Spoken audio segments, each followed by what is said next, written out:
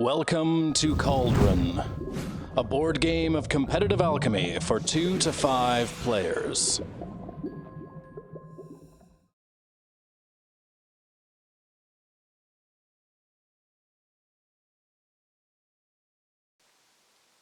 Hello, welcome to the How to Play video for Cauldron, the board game of competitive alchemy. My name is Artem Safarov and I'm going to teach you how to play Cauldron. Cauldron is a competitive board game for 2 to 5 players aged 11 and up.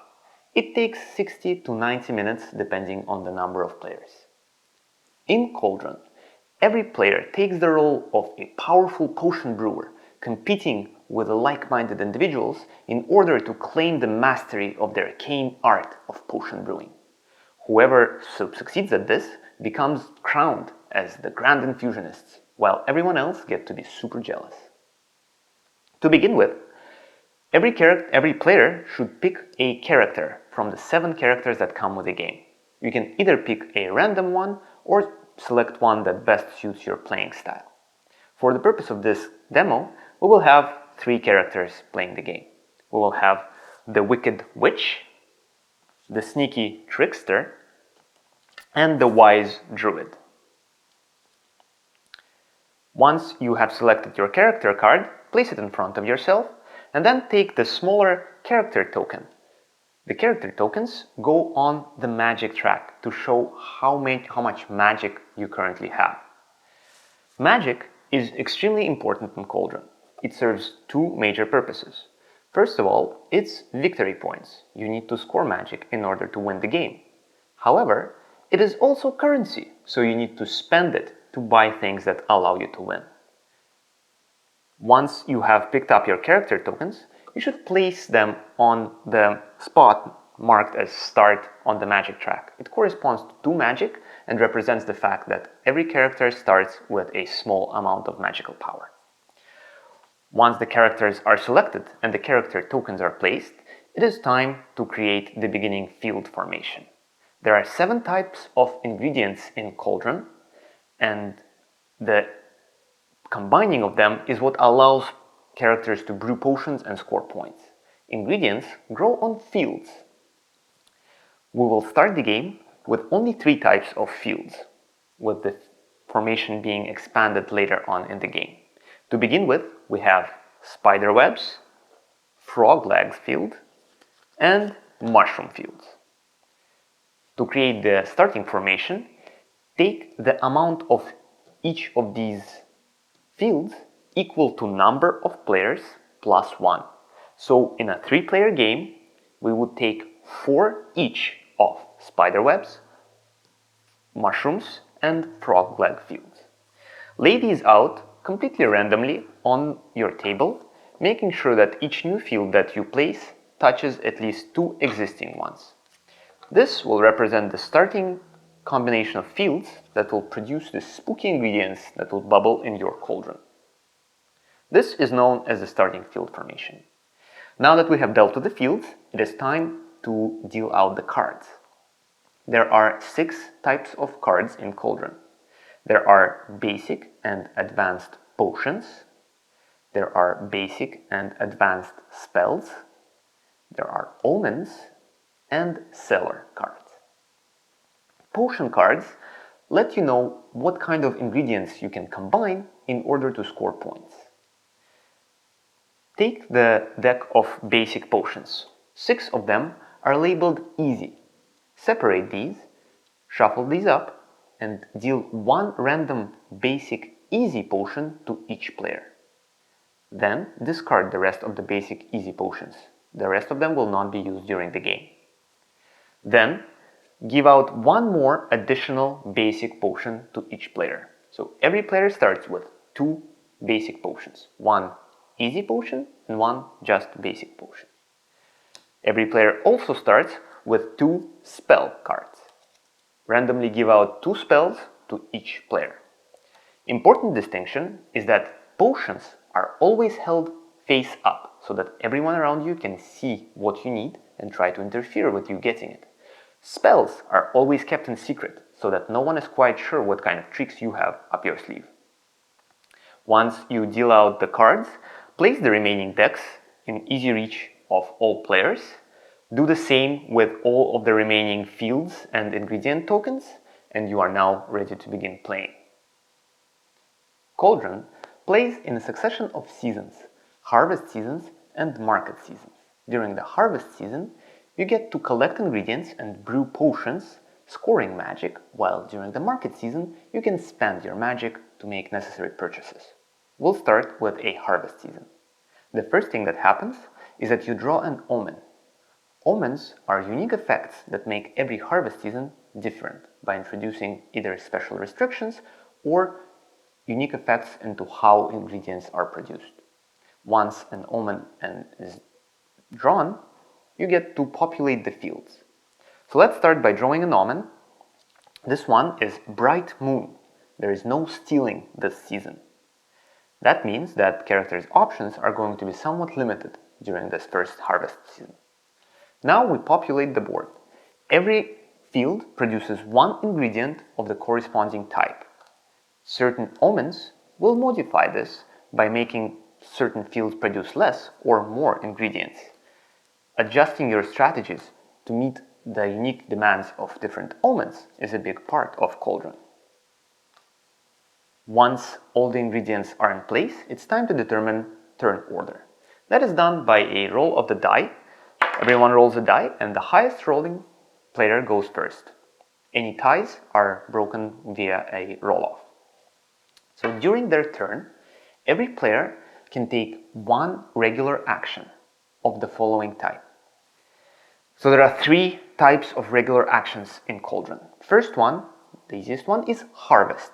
You take one of the available ingredients from a field and place it into your supply. If you have all the ingredients that are required to brew a potion, you can submit them, discard them, and score the amount of points that a potion provides. So for example, if the trickster would have both the mushroom and the dragon egg required to brew the sleep mixture, he could spend his turn submitting these two ingredients and scoring 3 magic points. The last type of action that you are allowed to take during your turn is stealing an ingredient. That happens if you really want something that another character has, or you want to stop them from being able to use it. Stealing is not automatic, however. You have a 50% chance of success when you're trying to steal. After you have identified who you're stealing from and what you're trying to steal, you need to roll a 6-sided die with rolls of 4, 5, or 6, meaning that you successfully steal. Rolls of 1, 2, or 3 means that you have just wasted your turn.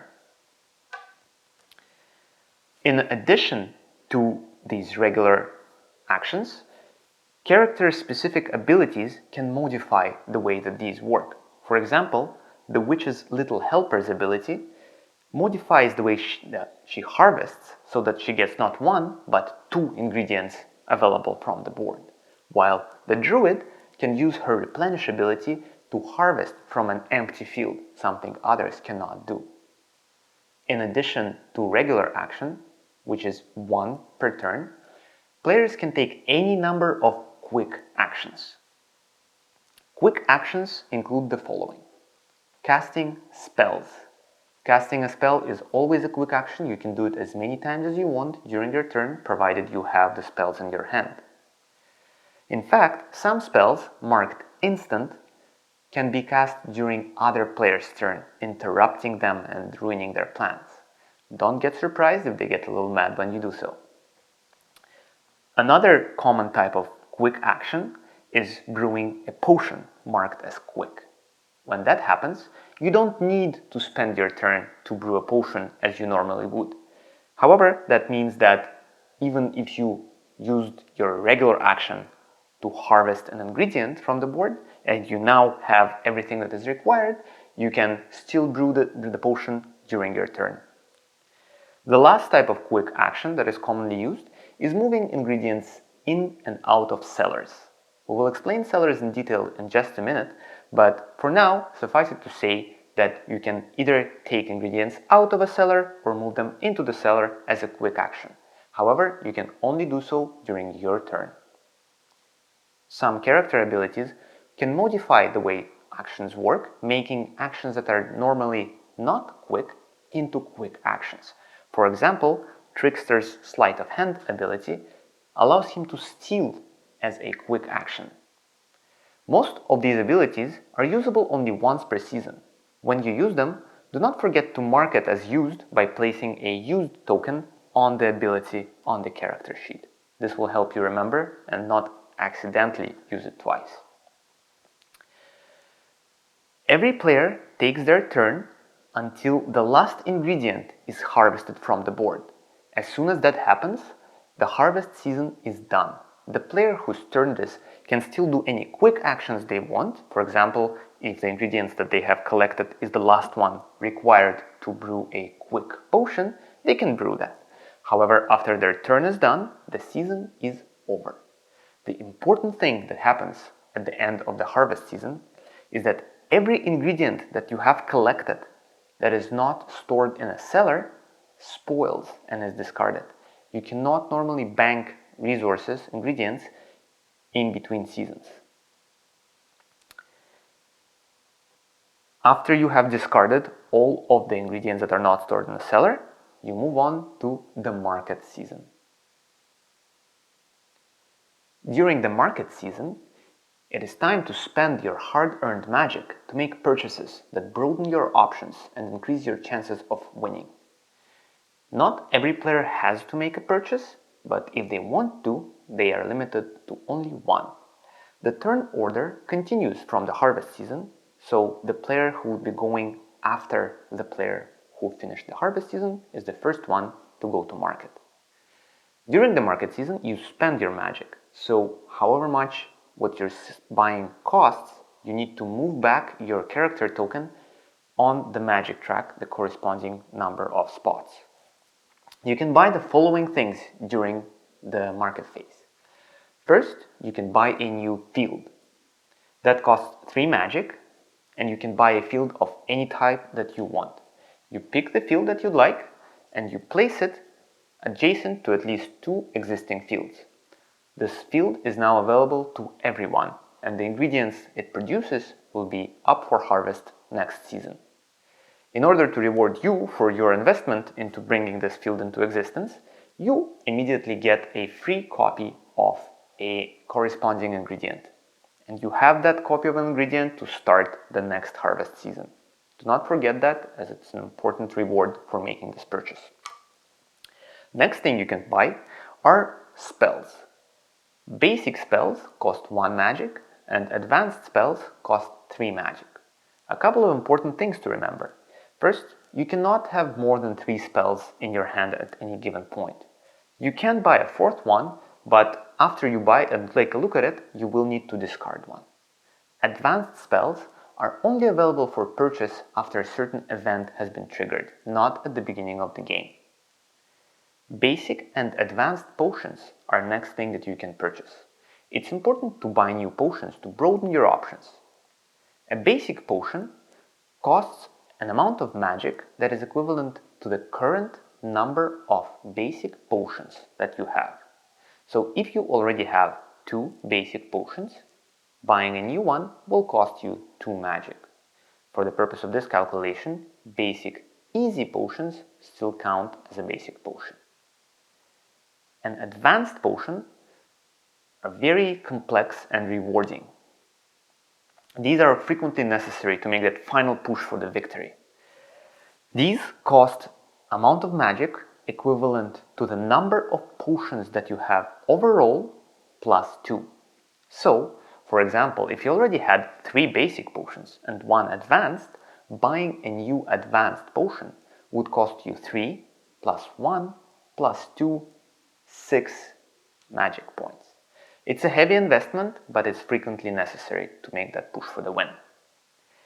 It is important to note that advanced potions are not available at the beginning of the game, and you need an event to be triggered before you can buy these. Also, because it makes sense sometimes to discard potions that you don't want in order to drive down the cost, you can do so.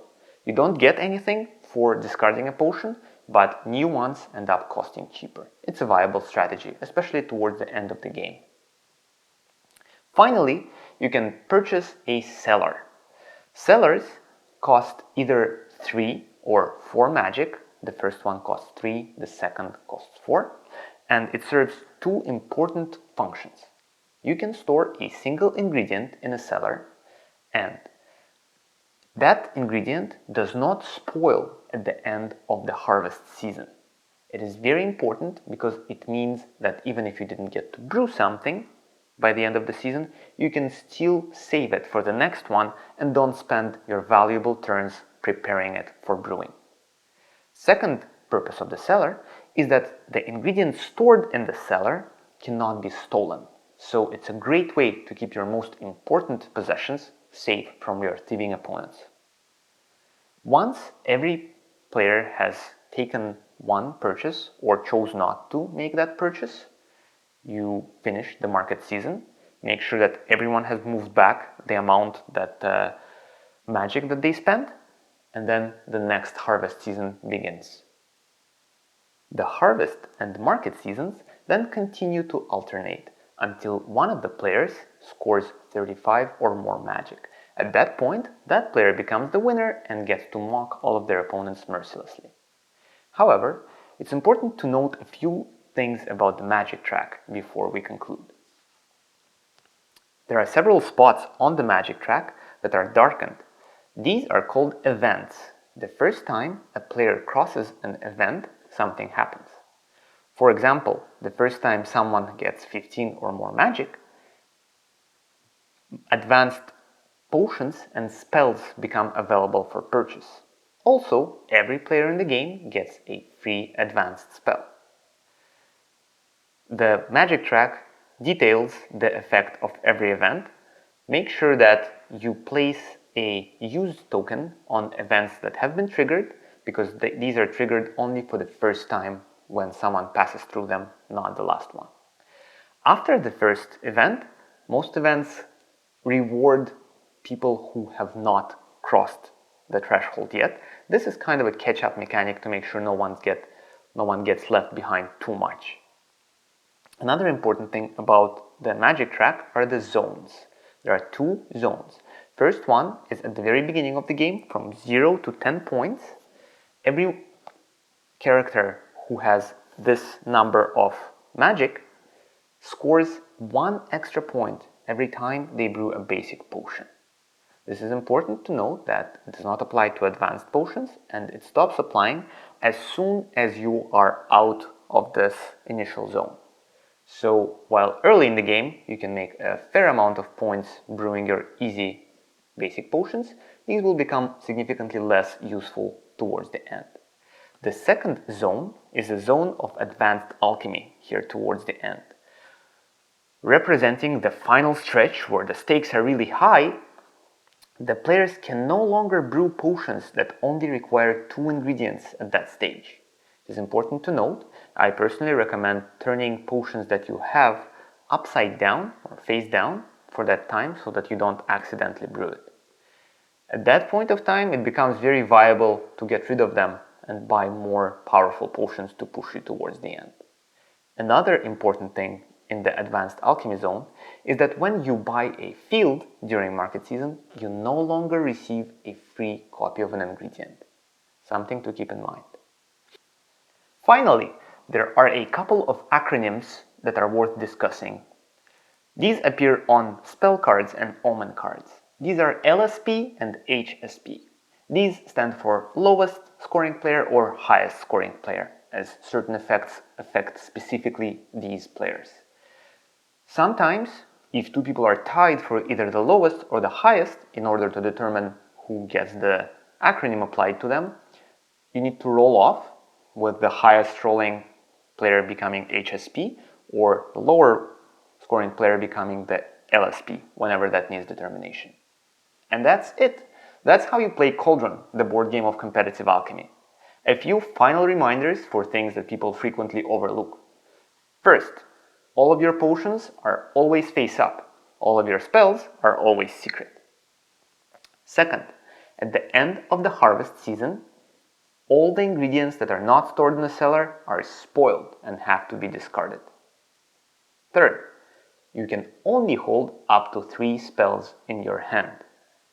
Make sure that if you have more, you immediately discard one or play it. And that's it. We really hope you have a great time playing Cauldron. If you have any further questions, please visit us at ultimagames.com or contact us to ask us any questions you want or share your opinions about Cauldron. Thank you so much and good luck brewing!